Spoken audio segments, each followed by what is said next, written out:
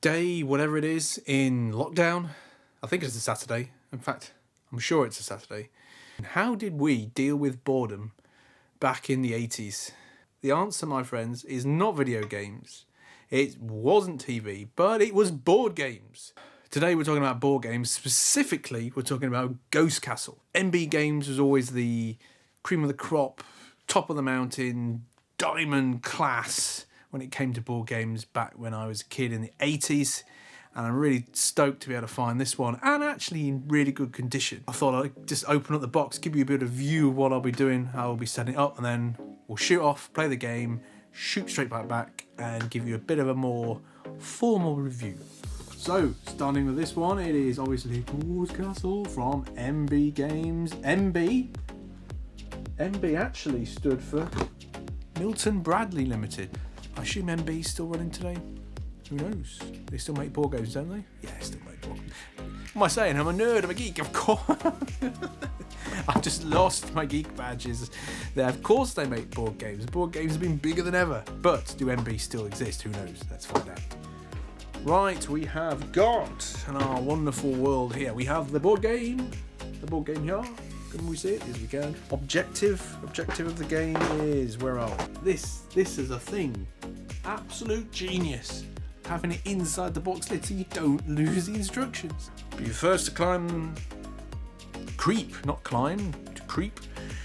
through all the rooms, climb the stairs, close the coffin and lay the ghost. There we go. So we have to do this with the check that out. Right, turn that around. Oh, I don't want to see that creepy guy's face, but yeah, I remember going like that, and there's more plasticky bits that go on top of like that, and I remember you have to go through all the bits and pieces to get into the house. Stair parts, they fit together somehow. Big scary axe. And then you just do this. Can you see that? You drop it down the hole and it just drops down like this. Well, not like that because I haven't got it set up yet. Little playing pieces with a little scary mask that used to freak me out when I was a kid. Gee, ow. Just sat on this little bugger. Dice included. It is intact. Put it all back. Right, I'm off to play it.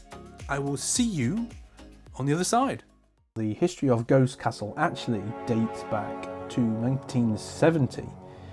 The original game, called Which, say that if you're drunk, Which was released in 1970. The game was then released in the UK in 1985 by MB Games, aka Milton Bradley, and renamed Ghost Castle. Not much change between the original Which game and the UK Ghost Castle version, other than the designs on the board and the construction of the plastic tower and stairs.